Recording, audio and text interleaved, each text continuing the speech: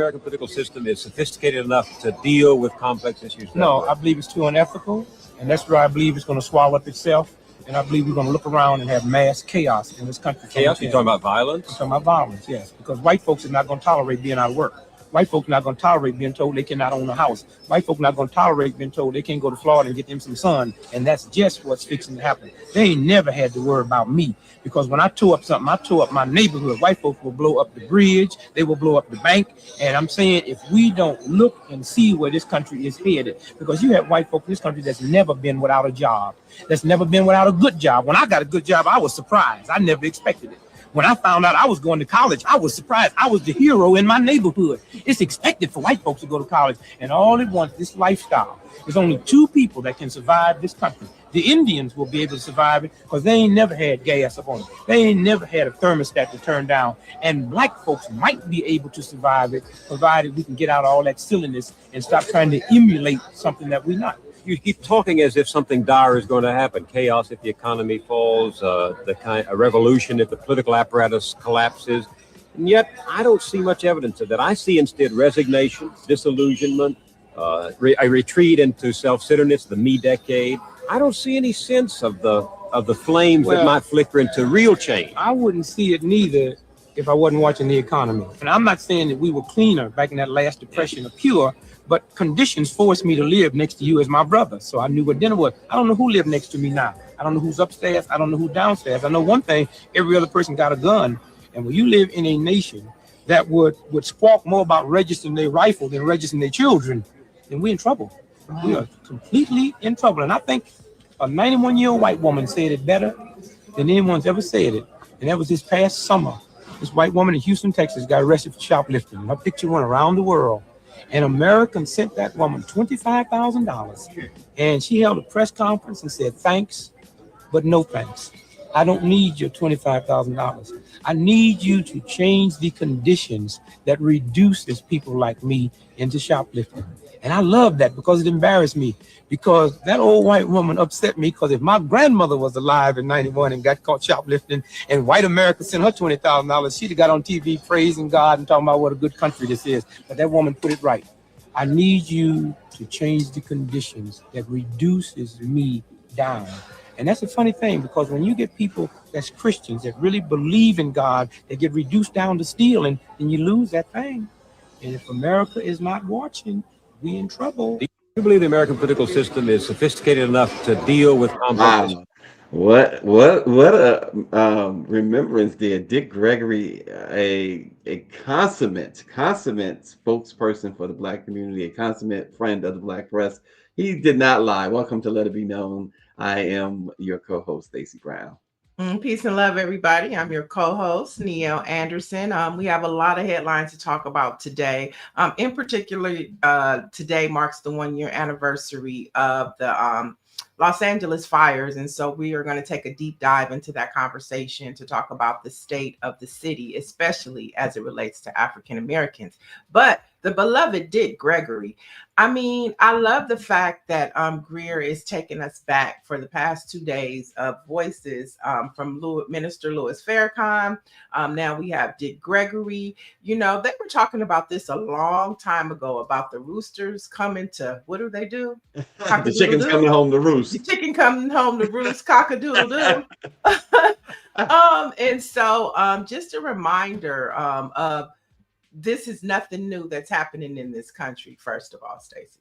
Yeah, but you look at, and some will say prophetic, but it certainly was easily predictable what he said. No one thought about it at the time, which made him such a visionary. But the guns, we see the problems. They rather register guns than children. You know, it's really interesting because people will fight you on a vaccine, but they won't fight you if you got guns all over the place. And now we're not talking about just regular guns, as you know. They got these war weapons. Everybody in their homes got war weapons. Another thing he said that was interesting to me when he talked about they raised all the money for the white woman. And I thought about how last month that woman at Cinnabon attacked that black man and hurled racial slurs at him. And they raised over $100,000 for her on GoFundMe. So it's like it's nothing new under the sun. Well, and he also had never lied. White folks, we talked about racism yesterday a little bit, but they do stuff. And he said something that I thought was profound in this, that we make Black folks will do it to our own community. We don't do it to you guys, right? It was like, he's so right. It's unfortunate. I mean, we don't want to do it to them either, but why do it to ourselves? But it's unfortunate. But you put us in those little projects and boxes and stuff like that. It's like putting in a prison. Something's going to break out. And it's going to be against each other. That's what they did. Dick Gregory knew what he was doing. He knew what he was saying, and he was very astute. And he, yeah. And I'm so glad that we have people like Dave Chappelle, who kind of walks in that same vein of using comedy to speak truth to power. I hope Greer has another oldie but goodie for us tomorrow. But let's jump into these headlines. Yeah, so Donald Trump, folks, is concerned about impeachment. Why? I mean, he got all the power. He says you got to win the midterms. He's talking to fellow Republicans. We have to win the midterms because if we don't, things are going to be so bad. But he said they'll find a reason to impeach me. He said, I'll get impeached. Are you really concerned about impeachment? Why are you so concerned about impeachment? Well, I know that Al Green, from his first term to his second, is still pushing for impeachment. So keep asking for it and you're going to get it, because on December 11th of last year, 140 members of the U.S. House of Representatives voted to advance Congressman Al Green's articles of impeachment against Donald Trump. So maybe that's why. Maybe he knows that they're knocking and they're coming.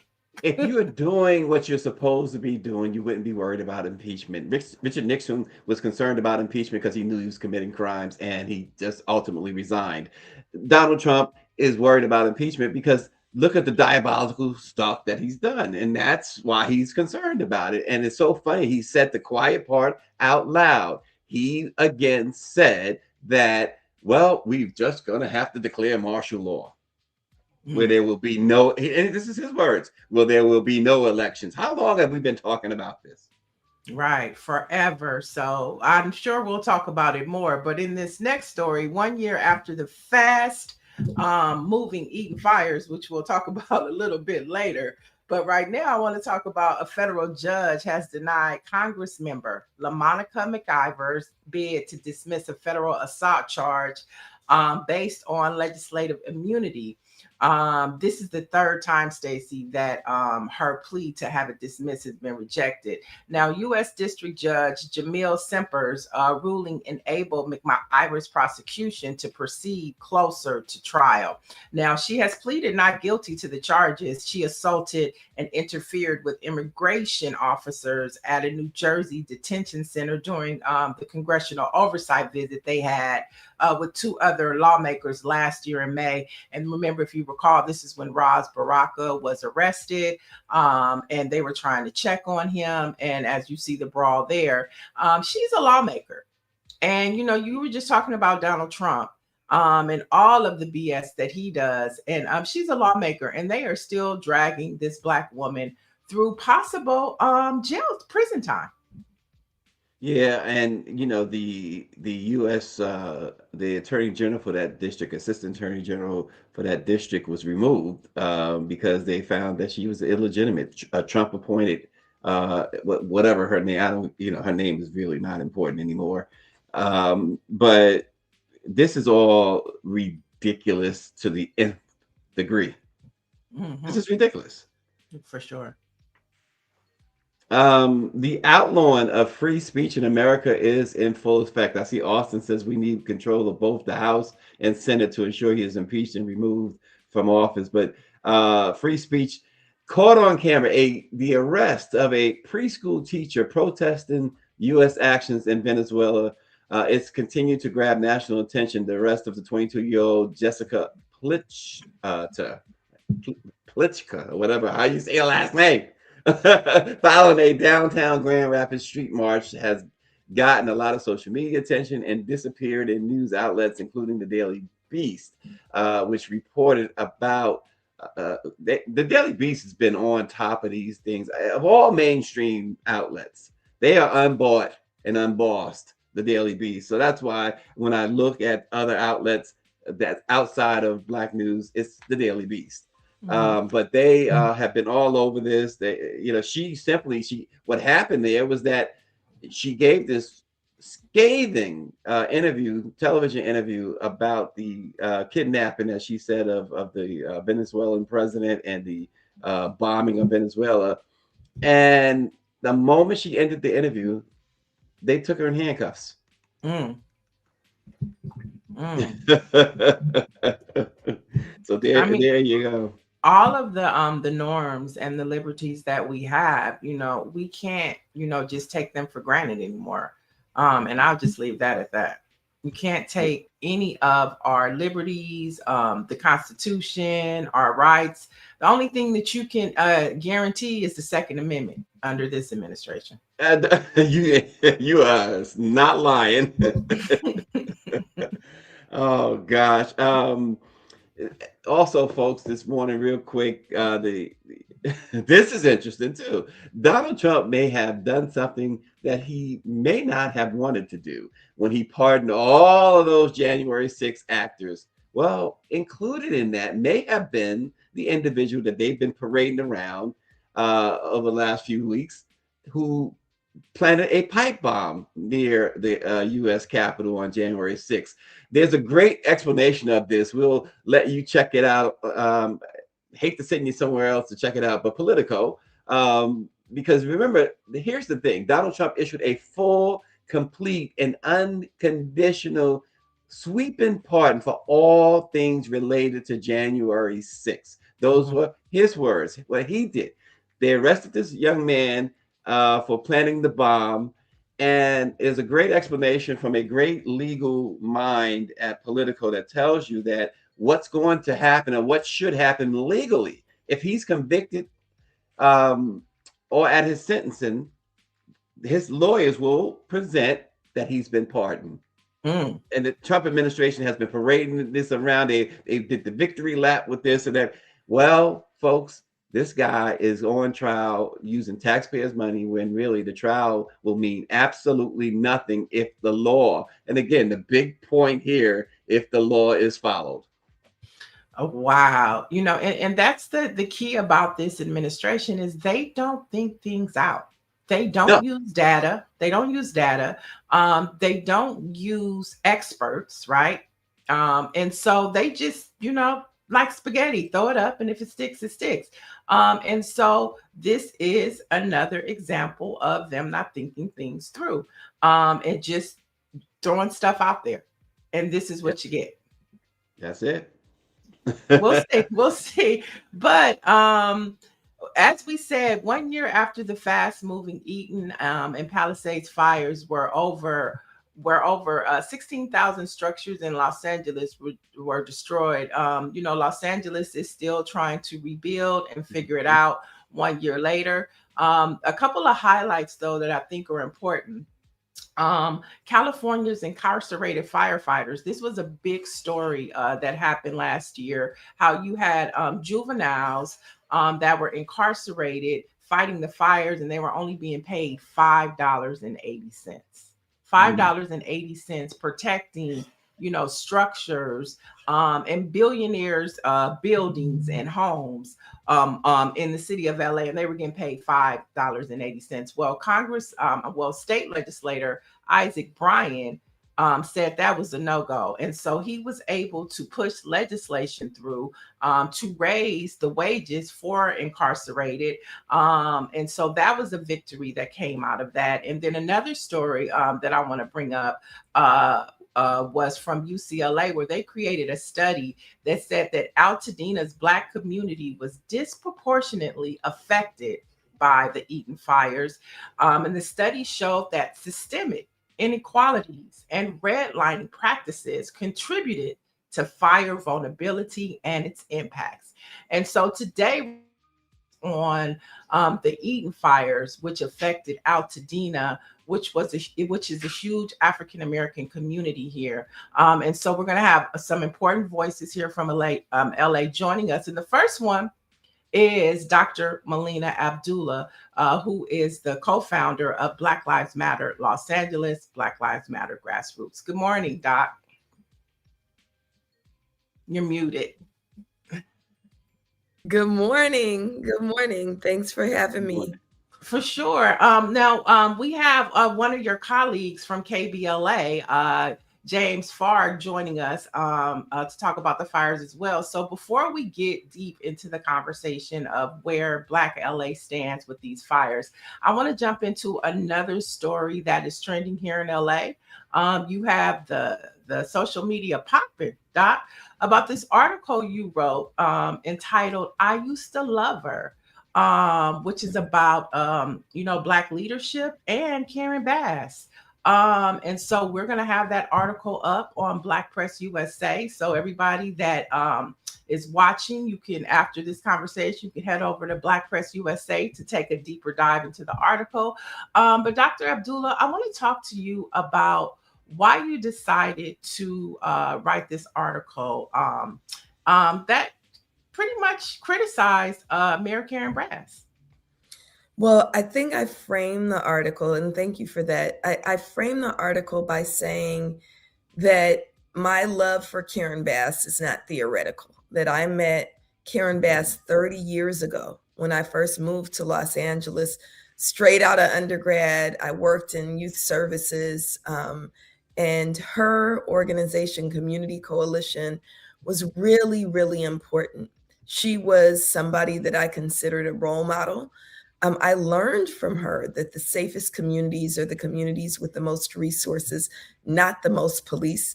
Community Coalition is the largest local nonprofit in the country.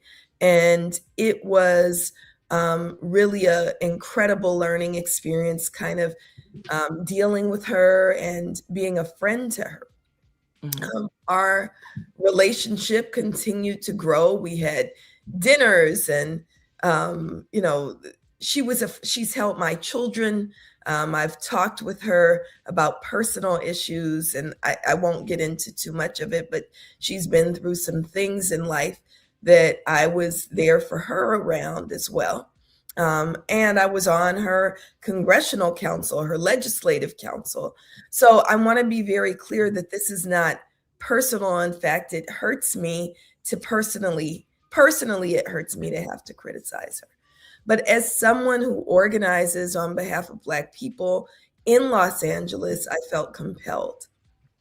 So what we've experienced here under Karen Bass's mayoralty is the reduction in services to neighborhoods like mine. And we don't live too far apart. I live off of Crenshaw Boulevard.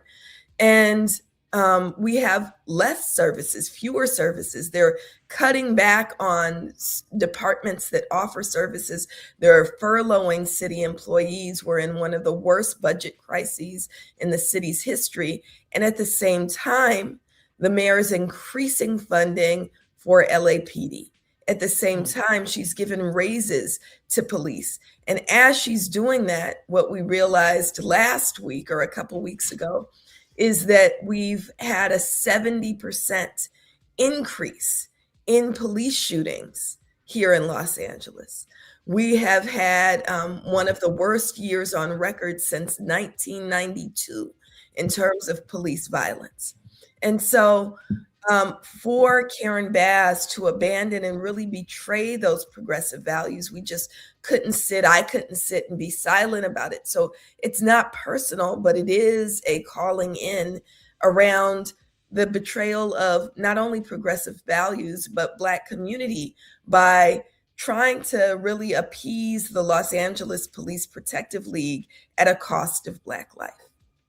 Dr. Melina, you have taken great pains to say it's not personal, but I mean, as the co-founder of Black Lives Matter Grassroots, and how you've explained this, it has to be personal, right? In some ways, and with that, have you guys? The last time we spoke to you, I did ask you about reaching out to her or have you spoken to? I think I asked you the last time, but has there been any attempts lately to try and have some sort of, conference with her to sit down and understand? I mean, it may not be understandable why she's adding more police, why she's giving police raises, and why she's not following what, as somebody put here, when she was in Congress, she did good work. Why isn't that translating to her beloved Los Angeles? I think there really is an effort to, and she did get the endorsement of the Los Angeles Police Protective League. Yes, there have been numerous attempts since the moment and even prior to her coming into office. So when she ran, when she was running, she expressed that she intended to do some of the things that she's actually done, which is spend more on police, even though the LA Police Protective League spent millions of dollars to support her opponent and block her mayoralty, right? She kept kind of signaling that she would do favors for police. So we had here in this house, we had an abolitionist conversation with her in the backyard with 20 of our folks, right? And since then, repeatedly, we've had conversations, some of them public, some of them private.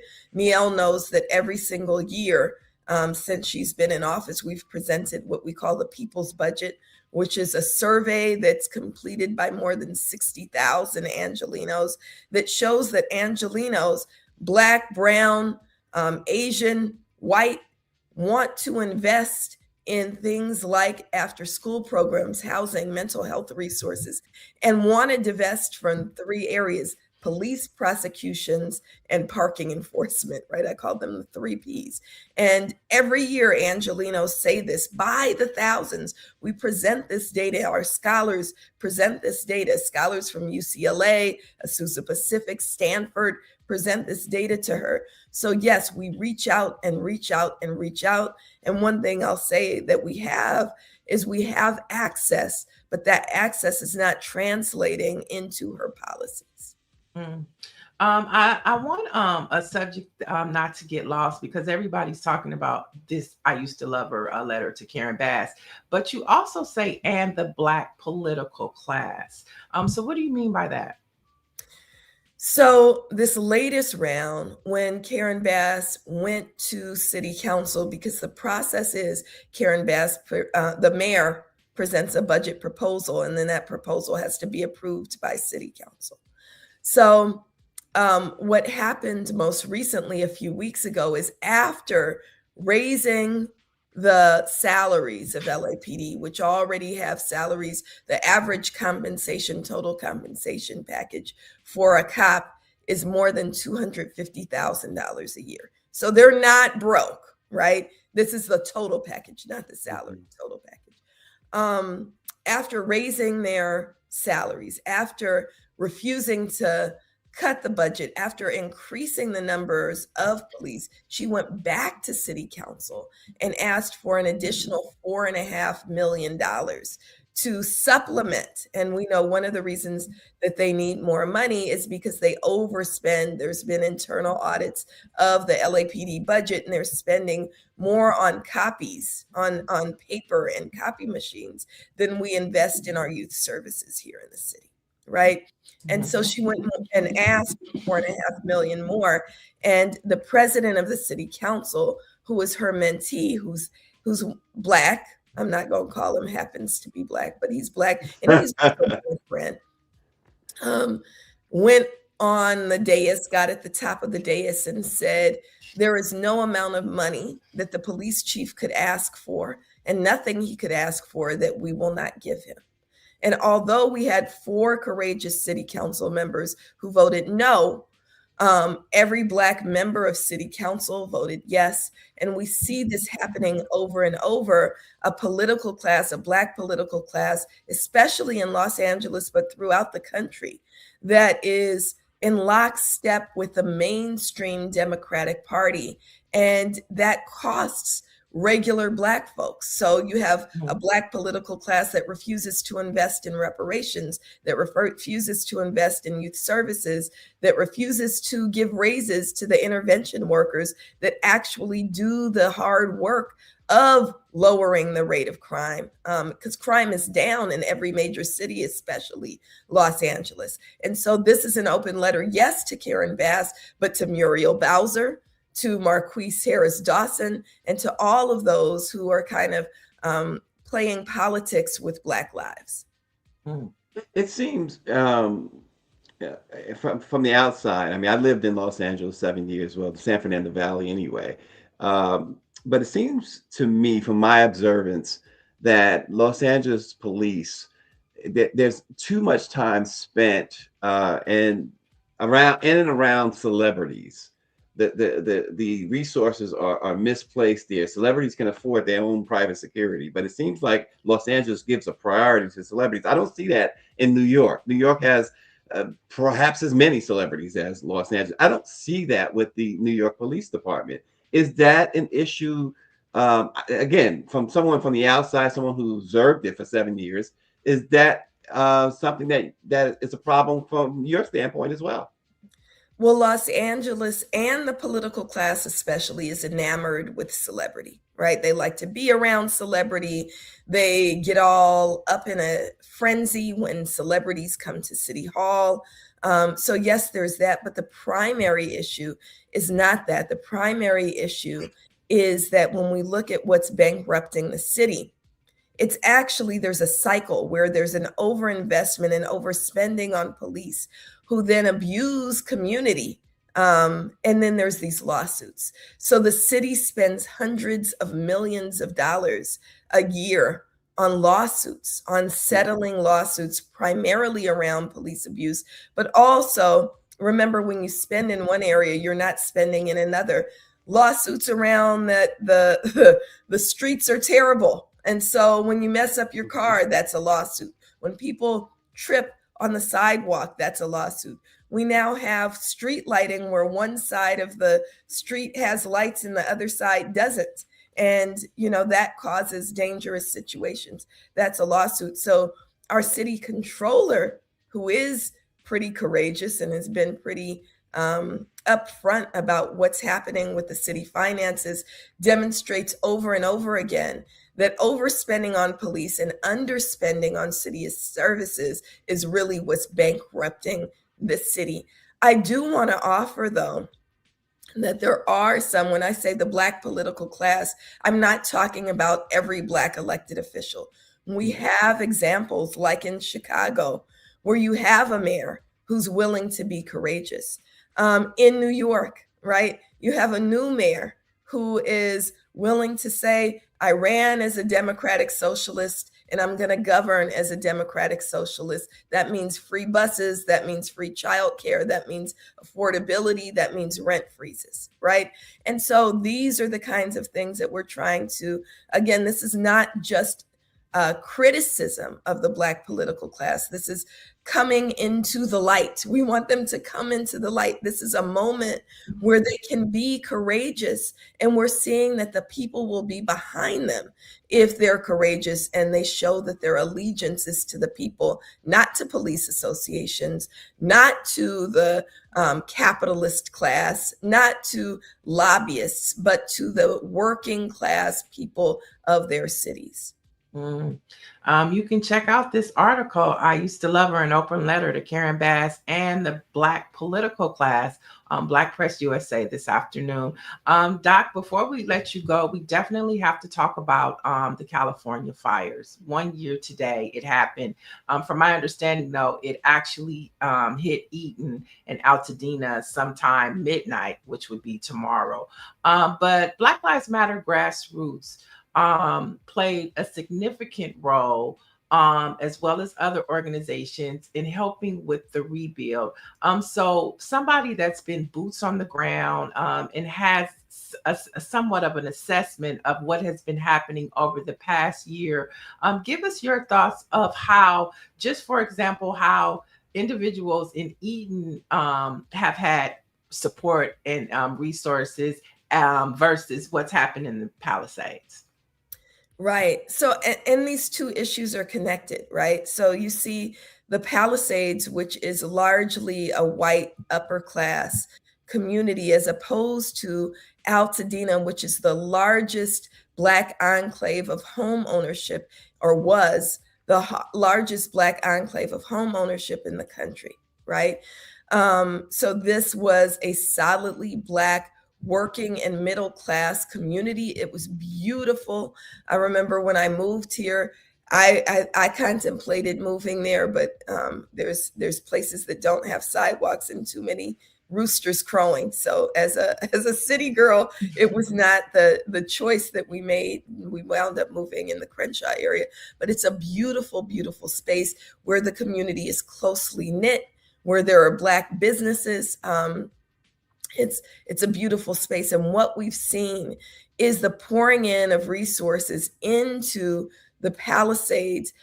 And that's happened because the white, more wealthy communities have been critical and demanding, right? So they don't get what they want because they're playing nice. They actually are getting what they want because they've been really outspoken. And when you talk about, I've gotten a lot of pushback around the article that you mentioned for daring to criticize the mayor.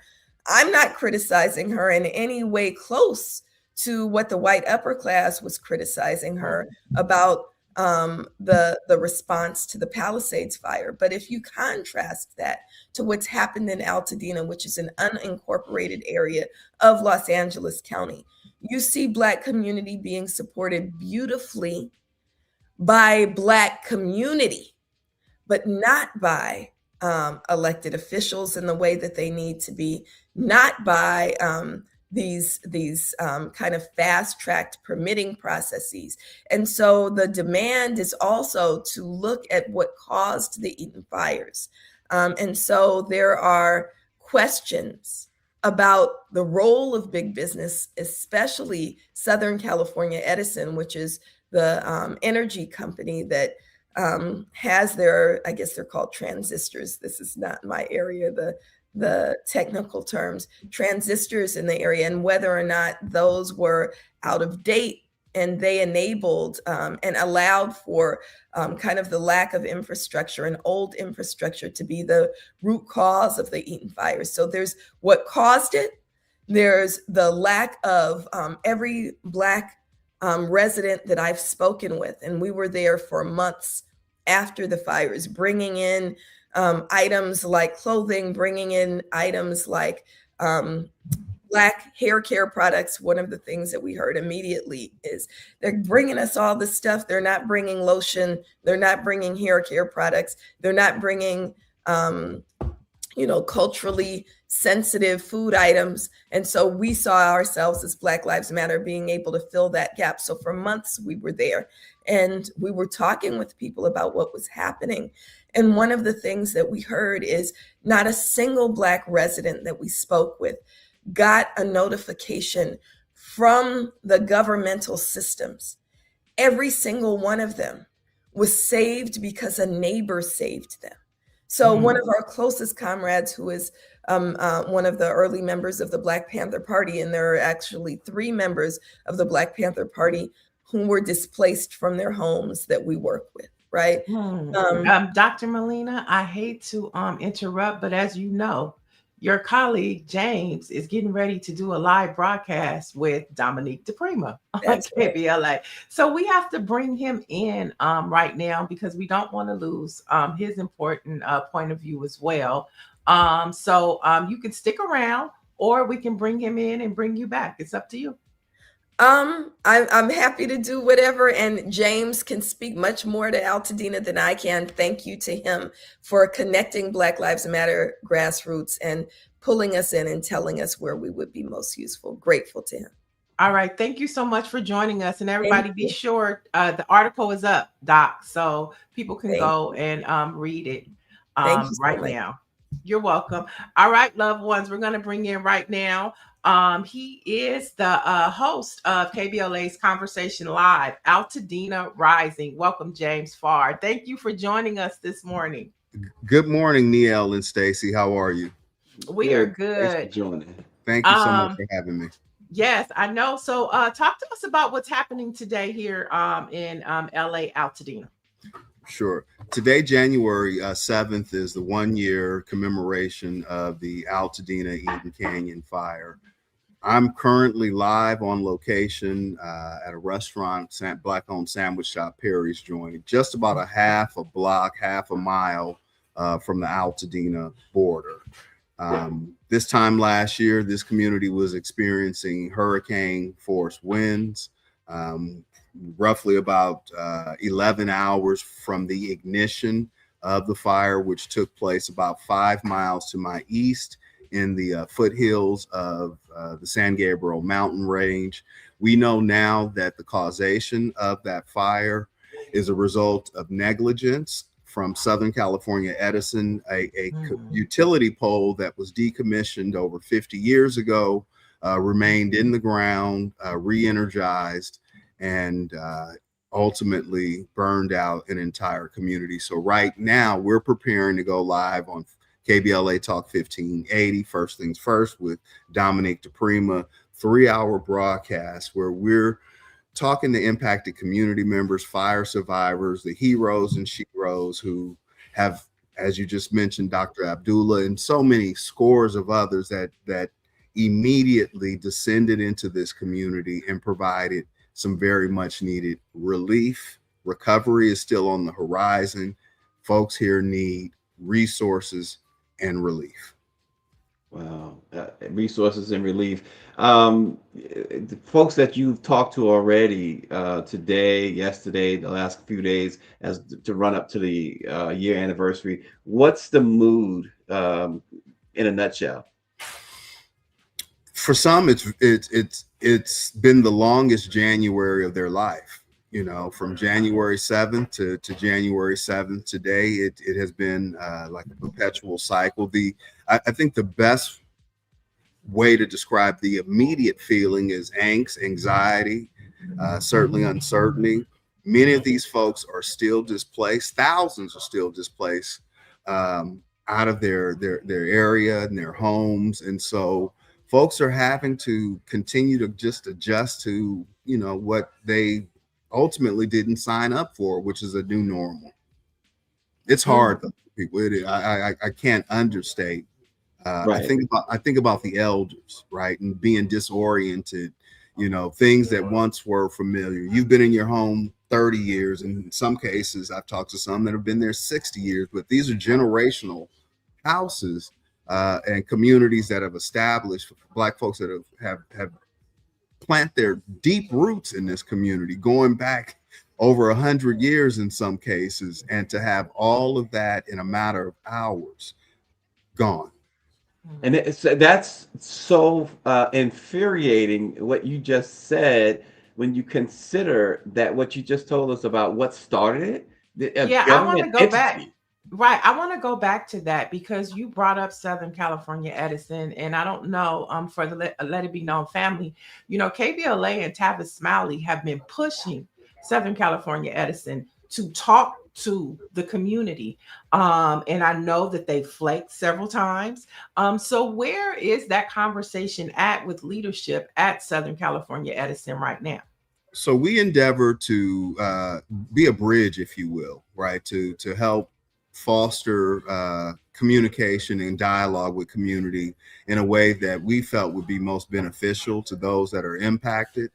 Unfortunately, and I think it's important that I point out, the Chief Executive Officer, Pedro Pizarro, has a fiduciary responsibility, not to the customers, not to this community, but to shareholders. So this is simply profit over people. This is mitigating against damages. And in fact, the compensation fund that they're offering impacted fire survivors is really the people's money. You pay us a kind of a service fee, tax fee on your utility bill monthly. So the money's already there.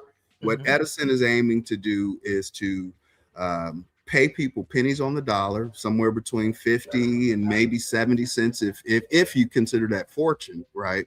But they sell it like they're intent on making people whole. That's not the case.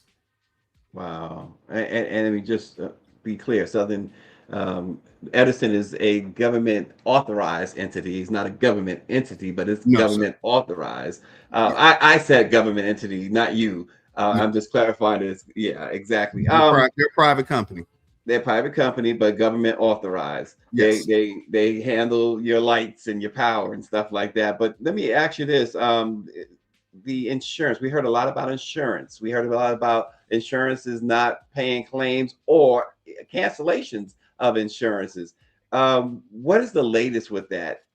So many companies have began to pull out of Southern California in general. That was prior to the fire. In fact, there were some very notable cases in the days and weeks before the fire happened. Let me just pivot here. The National Weather Service issued a high wind warning 7 days before this event happened. We have legislation that has been put in place by former Assembly member Christopher Holden that would call for these utility companies to basically de-energize the lines when winds get up to this certain point. Back to folks and what they're experiencing with insurance. Some folks are underinsured. Some folks had no insurance. Most people didn't have enough insurance that would be sufficient to rebuild. But most importantly, I think, is their assisted living expenses is what a lot of people have in their insurance policies. That only lasts a year. Depending on the other policy you have, it may last up to 2 years. But what we're going to see very shortly is people still paying mortgages, people having to pay rent to be somewhere. Those resources are running out quickly as of right now. Wow. I know you have to go because you have to get ready for your broadcast, but I mean, I've been watching your page. I've been watching KBLA, Tavis Smiley. Have you guys been able to finally land that interview with leadership at Edison? No. They completely, after making a remark that the first event we were hosting 72 hours prior to that, they pulled out, making comments like they thought it would devolve into a Jerry Springer show. No, we have not found a meeting ground or a happy medium. They, on the other hand, found I think I can say this, brother Stacy and Sister Niele, they found replacement Negroes who happily provided a soft landing for them. So they did have a meeting in the community, but it certainly wasn't with the interrogation and intent. Well, who? Tell us more. Tell us more. James said he's told us enough. They had it at First AME Church in Pasadena. There you have it. Okay. That's not an indictment on that pastor or that church writ large. But what it is they did find some replacement Negroes who were comfortable with the proximity and the photos. All right, so we're gonna let you go, but we definitely want to have you back. But most importantly, let it be known, family, James hosts KBLA's Conversations Live, Altadena Rising. So he talks about this every week. So tell us about your show, how people can tap in. Show airs on KBLA Talk 1580 Saturdays at 10 a.m. Pacific time, and on Sundays at 11 a.m. We are the show of record, and we are chronicling this devastating and deadly fire for the nation. And so we've done weekly episodes for the last maybe 50 weeks. We've been on top of this story. So it's a single subject assignment for me. I think I have a pretty good sense of where. I'd say so. Right. Well, we'll definitely be checking in with you more often about this important conversation. And of course, you guys have a YouTube channel as well, right? Yes, they can find it at KBLA YouTube /KBLA 1580. Thank you so much for checking in. Have a great show. And of course, let it be known, after we finish, you can head over to KBLA's YouTube channel and they'll be live for 3 hours talking about the impact and the devastation of the Eaton fires. Absolutely. Thank you. God bless you guys. Thank you for having me. Thank you so much. And before you get to your topic, there is a little bit of a breaking news I want to share, Niele. They are poking the bear. The United States has launched an operation, and they have just seized a Russian flagged oil tanker in the Atlantic, and Russia is extremely unhappy. We'll have more on that later tomorrow on Let It Be Known. But just so you guys know, the news is coming in that the U.S. has launched an operation just within the hour to seize a Russian flagged oil tank in the Atlantic, and Russia has immediately hit back saying that they are not happy. So Donald Trump continues to put us in danger on the international scene, and the Venezuela 7 attacks within the last year that the U.S. has done, and now they are poking the big bear, Russia. So we'll see what happens next. Yeah, I mean, like it or not, who say what they say. I think we have entered World War III. You said that, yeah. You said that right away. Mm-hmm. Yeah, I really do believe that. But let's head down to Georgia because we got a whole lot more shit going on in the United States. He talked about America. What? America first. We have a lot of other things going on, like a midterm election that we all should be paying attention to. You talked about it a little bit earlier in the show. Yesterday, January 6th, while we had former state Capitol police officer done on, you saw Democrats singing God Bless America on the steps of the Capitol. Donald Trump was over at his Kennedy Center with Republicans telling them, we got to win the midterms. And the only way to stop him is to change the trajectory of this country, and that's at the midterm. So Georgia state legislators are dropping ship too, just like they are in Congress. Georgia is losing 2 Black leaders after Reps Karen Bennett and Lynn Hefner resign. So a special election is going to be scheduled to fill both the seats representing Districts 94, including parts of DeKalb and Gwinnett County, and District 130 covering Augusta. So we know those are Black communities, so to say. So hopefully, those seats will be maintained because as we look at federal, state and local is just as important. And we'll have more conversation about why tomorrow as we head to Texas. So people not just in Congress but on state levels are just tired, drained. Politics have become so toxic, Stacy. Yeah, in a huge way. And by the way, RNG, he did comment when Dr. Molina was on. He's not happy with Dr. Molina, to say the least, Niele. He says when she was saying she is not criticizing the mayor, she was doing what he says elite whites were doing. He said he tuned out. He says white people dogged out Dr. King, so miss me with what white people are doing and saying. I think he has a problem that she has gone public with her apparent dislike now or disapproval of Karen Bass, and that unfortunately it happens. I mean, and I think she brought up a really good point as it relates to what the Palisades did to Karen, but they got the resources, and I think that's the bigger point, is that when white folks do it, they get the resources. But when Black folks do it and bring up, concerns, I'm not saying right or wrong, but, I think those are legitimate concerns that she articulated very clearly. Why not speak up about them? And especially if you've done it in private. I've been in those private meetings, That's what I'm trying to pull out of her as well. Yeah, there have been, Karen Bass shows up. Now, make no mistake about it. Karen Bass is not afraid to show up and take meetings and have conversations, unlike the president of Edison. She's going to show up to those hard conversations.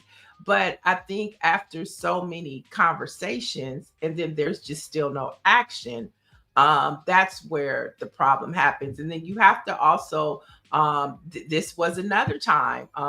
This is when Dr. Melina Abdullah went to a debate that Karen Bass had while she was running for mayor. And Melina was not allowed. They told her not to come. She came anyway. She was sitting in the back, though, very quietly, and they removed her. And so there is this thing to where, you know, you can't be critical out loud about Black leadership. But I mean, you've done it with Merrill Bowser. You know what I'm saying? Listen, So, I have no problem with being critical, especially if I believe that I have grounds to be.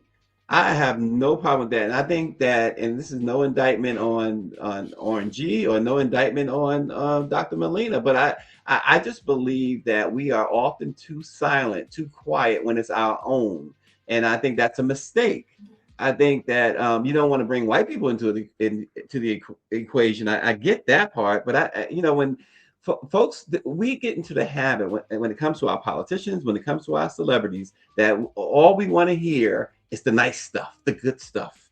You know, we don't want to hear the truth or what we know to be the truth, and maybe you don't know it to be the truth.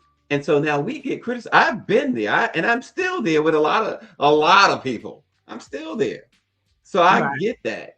Yeah. But I believe wholeheartedly, you human, you're gonna make mistakes and you're gonna do stupid stuff. Right. Shonda says the question Dr. Abdullah never answered was, did she attempt to make contact with Mayor Bass privately before the letter? She never answered that And question. Shonda is correct. I don't know about that, but I know that since Karen Bass has made mayor, they have had public conversations and quiet conversations about the topics that were in that op-ed. So was there a conversation about, I'm going to drop this piece? I don't know. But I do know that the things that she talks about in those articles were conversations that she's had with Mayor Bass ad nauseum. Okay. Yeah. I do know that. People should stop calling your criticism of someone lies. You know, it doesn't make it a lie because you don't agree with it.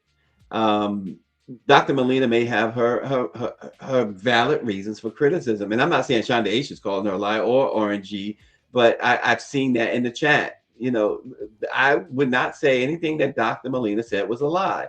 I say that because I've been there. I've criticized people, and instead of taking a different position, saying, "Okay, that's your position," I've been said, "You're lying," and it just, you know, it's just not fair. It's not accurate, and it leads into my next story that I mean to be a very light thing. I wanted our viewers to weigh in on. But We're I not want to there say yet. something. We're not there yet, Stacy. Oh, okay. But I also want to Okay. say this, that I think that when we're talking about local politics, like Dr. Melina is there. She's on the ground. She's interacting, right? So it's like me coming in. I might, I might like the way that your mama cooks gumbo. You know what I'm saying? But if nobody, you understand? I'm not coming. That's my point, Greer. I have a different opinion about it, right? But I'm not going to tell if somebody throws something on the ground, the floor in the house, and say she always do such and such and such.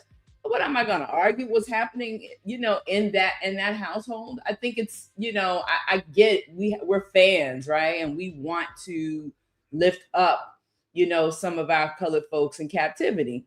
But hey, you know what I mean?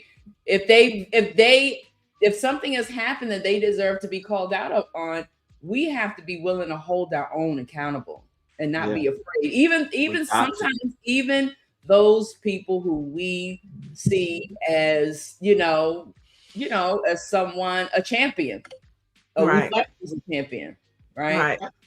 Yeah, I mean, and people are critical of Dr. Melina Abdullah all the time. And I think, Greer brings up a great point. And that I was thinking that, the weight, like sometimes to be around Dr. Melina Abdullah, the weight falls on you. She carries that grief of individuals who lose loved ones to police brutality. You know, she's there at the front line all the time. Every week, she's at the police commissioners meeting trying to hold police accountable for Black folks, for us. It's just like those people and those elected officials, you know how we used to elect them and then we would go about our business because we knew that they was taking care of the business and we didn't have to worry about it. We didn't have to get involved. We didn't have to be so concerned. That's what she does for Black folks when it comes to policing in America.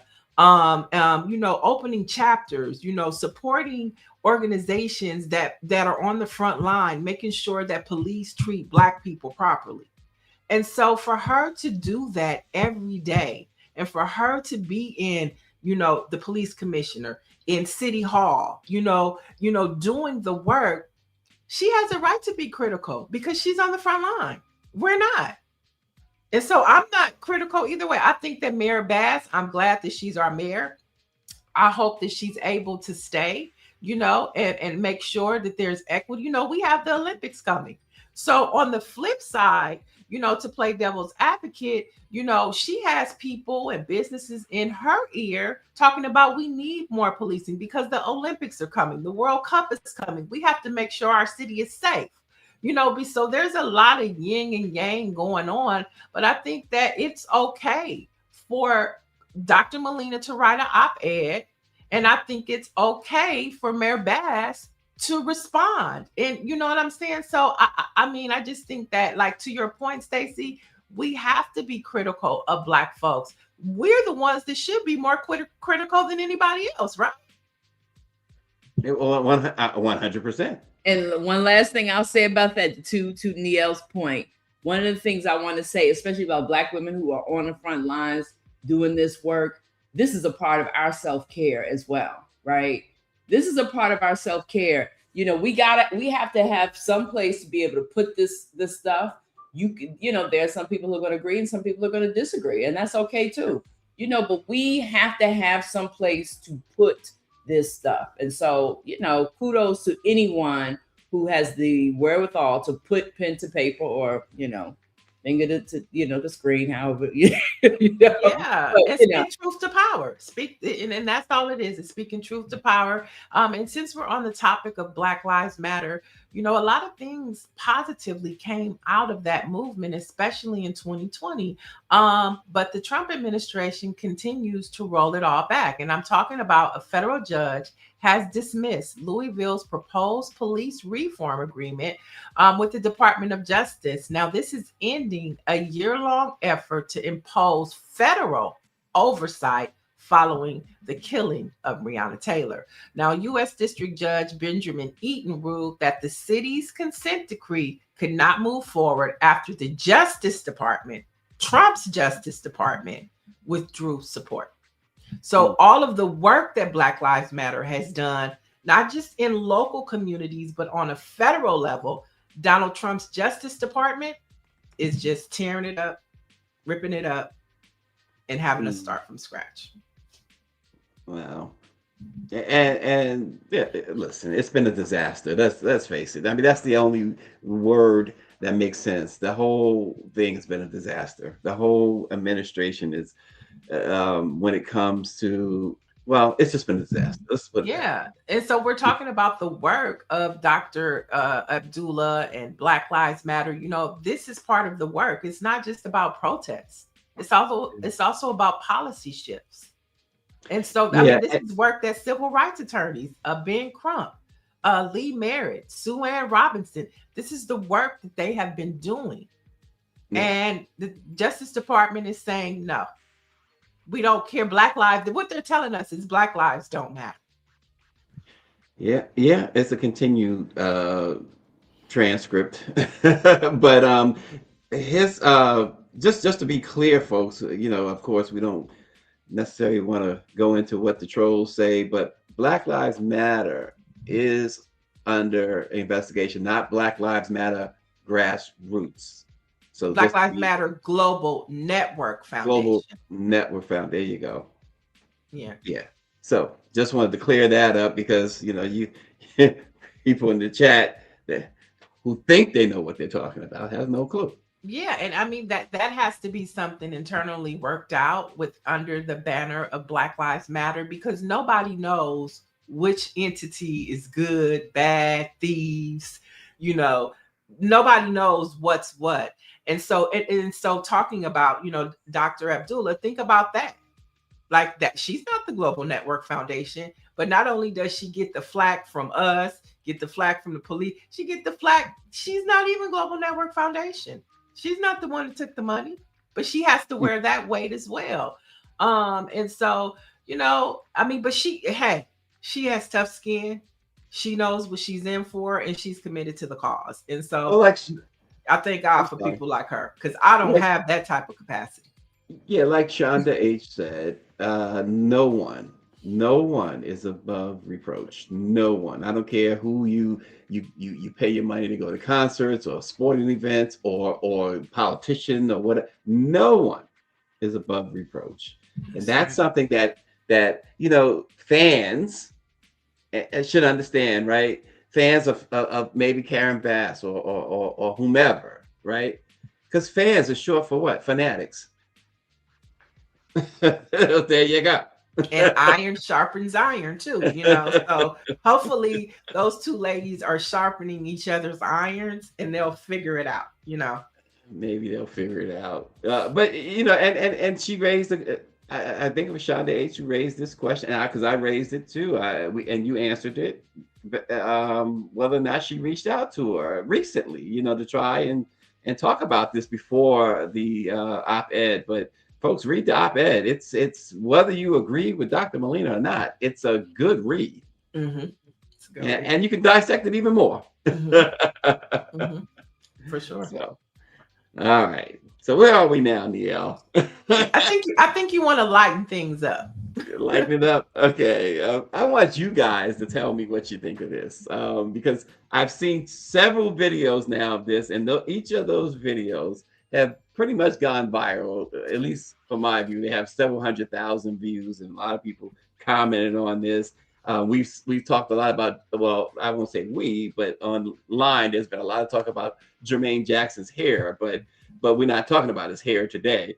We're talking about the fact that one popular Instagram user was really arguing that Jermaine had the better singing voice and was better than Michael. I really want people to chime in on that, because Stacy, seriously, are we really like? Okay. Well, so that this is what I'm saying. But Homeboy was bringing out some stuff, and not that I agree with him, because I don't think that that's a fair comparison. But I don't want people to also dismiss that back in his time, and you can see that's the difference right now. I can tell you right now, back in his time, Jermaine had a phenomenal voice, right? However, I just used the term back in his time. There wasn't a time when Michael didn't have a phenomenal voice. I can't say back in his time. It was always phenomenal. Would Jermaine had, so I'm getting answers. Jim Britt said Michael was better. But I just found it to be, Greer says, I don't think most people remember anything about Jermaine's voice. Don't take it personal. Let's get serious. That, well, see, there you go. What do you say, Niele? I mean, like I said, I don't think it's a debate. Everybody's gonna say Michael Jackson, Stacy. Listen, I wanted to see somebody say Jermaine, because in that, if you watch, I'm waiting. I'm waiting. Right. I'm waiting for somebody to say. I'm gonna be shocked. Yeah, I would be shocked too. Well, I won't be shocked. You know why I won't be shocked? Because when I was watching the video of this guy and I looked at the comments, there were 5 to 10 people was like, yeah, he's got a point. And I was like, what? Is Greer pulling up? Greer's pulling up the comments. She has to see first. Yes. It's like he got a point. I'm like, wait a minute. I don't think so. RG says Jermaine's hair was fried, dyed, and laid to the side. That's Somebody his did that. biggest talking point. Nobody is talking That's the about only, right. Jermaine's voice. It's They're true. talking about I was his. surprised. There are 3 videos, right? I was surprised that that was and maybe because people are smart these days with social media, because everybody's talking about his hair. Maybe these folks decided to talk about something else about him, knowing that it's going to get the attention. I don't know, but Everybody knows who puts the Jackson in the Jackson name. Okay, it's not Janet. It's not Jermaine. It's not Centipede and Reby. Okay, it's Michael Jackson. And he has provided a foundation. Well, I'll put Joe Jackson has provided a foundation for the Jacksons to reign supreme. But just like there is a Destiny Child, there's one in the Jackson family too. And his name is Michael. He is the Destiny Child. Okay, sing the song. Okay. Well, I guess for our audience, like you said, there is absolutely no debate at all. But we did like Let's Get Serious. I remember that as a child. I remember that. It's probably what most. It's probably what the only thing most people remember. I And that can't was with even Stevie Wonder. remember. I can't even remember a solo in the Jacksons or the Jackson 5 that Jermaine Jackson did. What's the solo that he did in some of them songs? Daddy's Home. Okay. That was him. I'm talking about like one of the, like, everybody knows. Like Daddy's Well, I Home think is everybody like a knows song Daddy's Home. on an album, but I'm talking about like, their hits. Like, Well, that was a hit. That was a hit. That was a okay. Jackson 5 hit. And they allowed him to do a solo on that one. Yeah, But I'm talking as about, you remember, like, he stayed back with Motown when the brothers left for Epic and CBS, and he really thought he was going to be what Michael turned out to be. And I think that, especially Jackson fans, I think that's what their whole. He married a Gordy. He married Barry's daughter. Yeah. But I think Jackson fans hold a lot against Jermaine. That maybe, some internal stuff that they probably shouldn't hold against him. Him and his brother feuded, or let's put it more bluntly, he feuded with his brother, because I don't think Michael paid a whole lot of attention when Jermaine was taking shots at him. And the Jackson fans are very unforgiving people. And Jermaine has caught the wrath of Jackson fans, but he was an integral part of the Jackson 5. I wonder what Michael Jackson's tribe would be like. Beyonce has the Beehive, Rihanna has the Navy. What would Michael Jackson's tribe be called? Fanatics. They just fanatics. They are these people. They've are been called fanatics, right? Because we Right. didn't have all these. We didn't have social media, so we didn't have these terms before. But past the Beatles and say Elvis, The Moonwalkers. Somebody put the Moonwalkers. I like that. That's a good one. When you talk about fanatics, these people, they fell out. They cried. They passed out.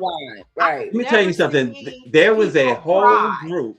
I've never seen people cry like that. And pass out. There was a whole group of people from Europe who moved to the United States for the trial. They got jobs at Costco and other places just to support him during the trial.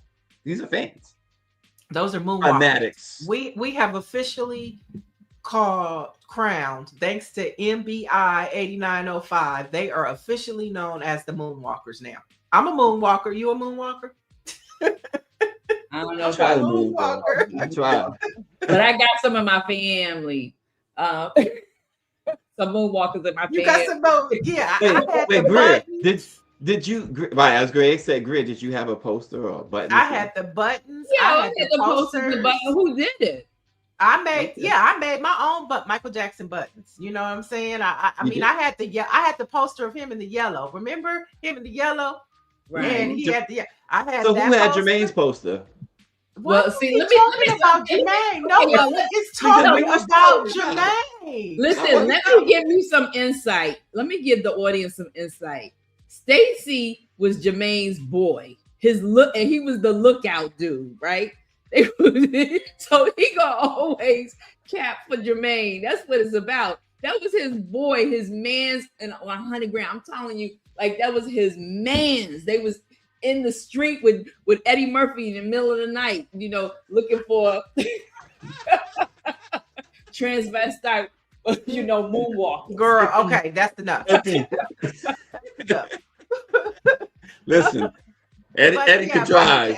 Yeah, the moon, we have officially, like, nobody wants to talk about Jermaine. You know, the biggest headline he gonna get is that hairstyle. Okay, he was on TMZ last week and he was telling them how he did it. He put the gel on the side. He told us how he got that look. You see that he was on TMZ telling them how to do that. On TMZ, he was on TMZ telling them how to Lord. do it. That's why he's populating, because of that.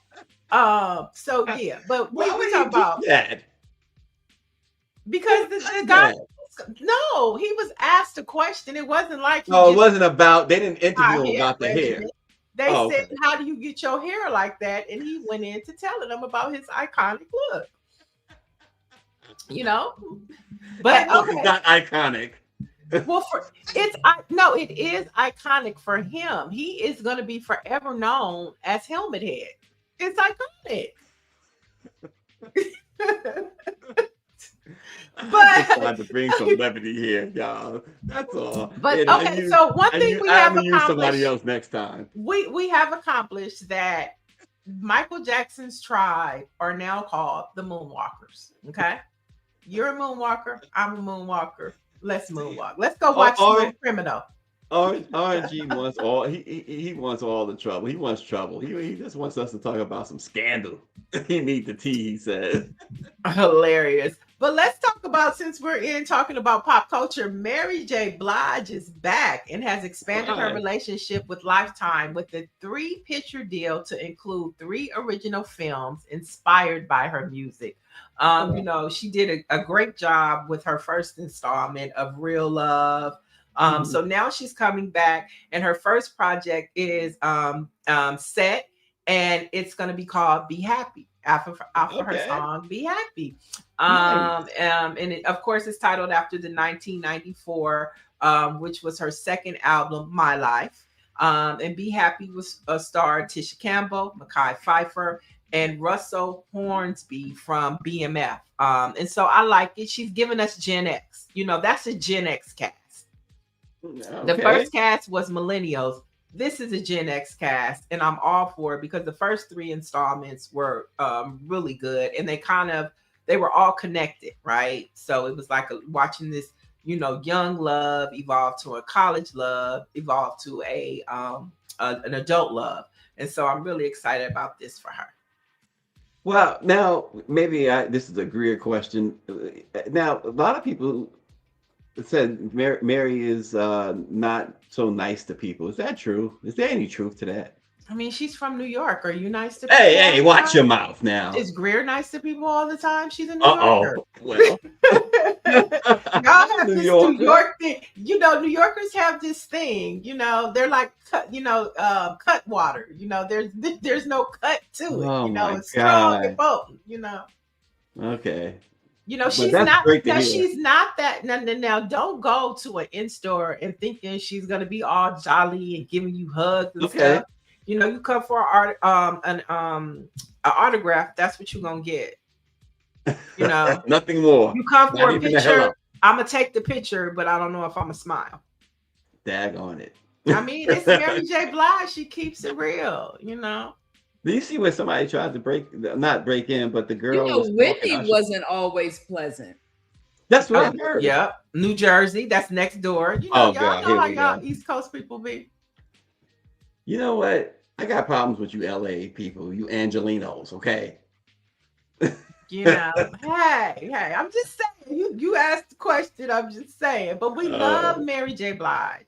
We love her. Did you see the problem Usher had? I don't know how recent. Well, it was recent, but I don't know what day it was. But it just started to circulate. But the girl was sitting on his steps, and he had this long 911 phone call that they aired. I mean, the lady was obviously driving him crazy. He was trying not to. You could tell he was trying not to make it obvious who he was or who he is. And she's asking him all these questions. He's like, and he finally goes like, you know, I maybe this girl is just a fan or something. You know, the girl sitting on his steps, and he says he's in a gated community, and it's crazy what people do with these fans. The stalkers, and then he was probably afraid that this girl would do some harm. Yeah, oh, okay. I have to get some details about that. Yeah, Did she get arrested? So the cops did eventually come, and that's when the video finally cuts off, or the audio cuts off, because the 911 operator asks him or tells him there should be 2 officers outside now. Do you see them? And he apparently takes a look outside, and they are there. He says that, you know, there's cameras all over my home, and but he's kind of muffling his voice. You could tell he was doing it intentionally, because he never states his name or anything like that, and he was trying to keep himself out of the news. But here we are. Well, on a good note, yesterday we told you about the Congressional Black Caucus Foundation internships that are open. So today we're going to tell you about what's happened in Chicago and our former president, Barack Obama. We have a message to play from him. Greer, can you play it? If you're in Chicago, you're definitely going to hear this message. We wanted it to be more than a building. We wanted it to be a living, breathing testament to what's possible when a community comes together. A place that reflects the heart, the spirit, and the pride of the South Side of Chicago, the community that made us who we are. As the center gets ready to open its doors to the world, we're looking for folks to join our team. People who understand that every job here matters. We need people who will keep this place safe and welcoming as security officers, who will make it shine as custodians, and who will greet visitors from around the world as visitor associates, our ambassadors of hope. Because when people come here, we want them to feel what makes the South Side so special. The mix of warmth and grit, the sense of humor that can brighten white Christian men are not in any day, the creativity that turns challenges into opportunities, and the joy that shows up in every block, every place of worship, and every family reunion. So, if you're ready to be a part of something bigger, please consider joining us, because the Obama Presidential Center won't just be ours, it'll be yours too. All right, so Obama is looking for employees for his presidential center, and you can apply from now until January 31st for more than one of the 150 new jobs that they are currently offering. Now, you can visit obamafoundation.org to apply for the jobs and to learn more. And don't forget, the center is set to open in June of this year. How much are you paying? You gotta go to the website and find out. You gotta go find out. Oh man, you know, I will say this. I mean, that regardless of what it means to anybody, doesn't mean anything to me. But I will say this: it is refreshing to see, and I don't care if it was who would have it been. It could have been Reagan, it could have been Clinton, it could have been Bush, or whatever. But it's refreshing to see. It could be Trump, a president, do what he's doing right there in that video. I mean, normally, you know, they just put advertisement out or whatever, you know, but he's giving you that welcoming personal touch and taking the time to do that, even the thought, you know, to say, you know what, let me do it. I think that is so cool. You know, people know I'm not a big Barack Obama fan at all, but I think that was extremely cool. No, it definitely was. And it reminds you, I'm glad that he is coming and stepping out a little more just to remind us of what it means to be presidential, to remind us what a president should look like. And without even saying it, just by his actions. And we were just talking about faith yesterday and talking about faith but just his actions show you how things should be and remind us how it could be if we do the right thing, starting with the midterms in November of this year. And it's corny that in 2026, Stacy is still saying, I'm not a fan of Barack Obama. But okay, that's just... Why is that corny? I'm just saying. Just saying. Come on, son. But so, oh, go ahead, Greer. Oh, she said no. Never We mind. need hear no more. RNG says New Yorkers are horrible anyway. He says when it comes to being friendly and nobody speaks English in the 5 boroughs, he says, yo, son, yo, kid. Yeah, David Youngblood says, I'm looking forward to visiting the museum. I am too. I think it's given us that same feeling of what we had when the Smithsonian, the African American of History and Culture Smithsonian was opening in DC. And it was like, ooh, I want to go see that. Like, it's like, yeah. Ooh, I want to go to Chicago. Because that is American history. The first African American president of the United States. And his center is about to open. I think that we should all make that journey. You are right. It is creating the kind of buzz and feeling that we saw when the African American Museum, the Smithsonian, was opening up some years ago. 10 plus years ago. Mm-hmm. So if you're in Chicago, if you have loved ones that need a job, let them know that Obama is hiring. And Obama's hiring. Obama is hiring, okay, at the presidential center that's set to open in June. And on that note, Stacy, I think we're ready for some Black facts before we head on out. We are, and MB and David Youngblood are reminding me of their fans, and David is booing me for saying what I said. So there you go. But anyway, on this date, folks, back in 1955, Philadelphia-born singer Marian Anderson broke barriers when she became the first Black person to perform at the New York Metropolitan Opera as a regular company member. She played the role of Ulrica in Giuseppe Verdi's opera Un Ballo in Mascara. The Masked Ball is what it is in English. So she played the role of Ulrica in the Masked Ball. So good for Black History 1955 on this date. All right, so I'm going to take us back a little further to the year of 1927. Oh, gosh. Where the Harlem Globetrotters play their first game. So that happened on today. The iconic entertainment basketball team played its first game in Hinckley, Illinois. Now, this was during an era in American history when Black players were barred from major white teams. So the Globetrotters provided a platform for African American athletes and introduced many audiences to a new style of basketball. Yeah, the first exciting style of basketball. That's those guys. You're talking about talent, and not just being able to put the ball through the hoop, but they were very much and has always been very entertaining. The Harlem Globetrotters. That's a great Black fact.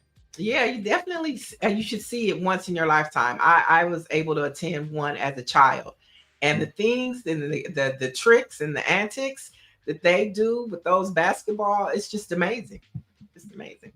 I never wanted to be the one sitting courtside when they throw the bucket of water on you, though. That's for sure. So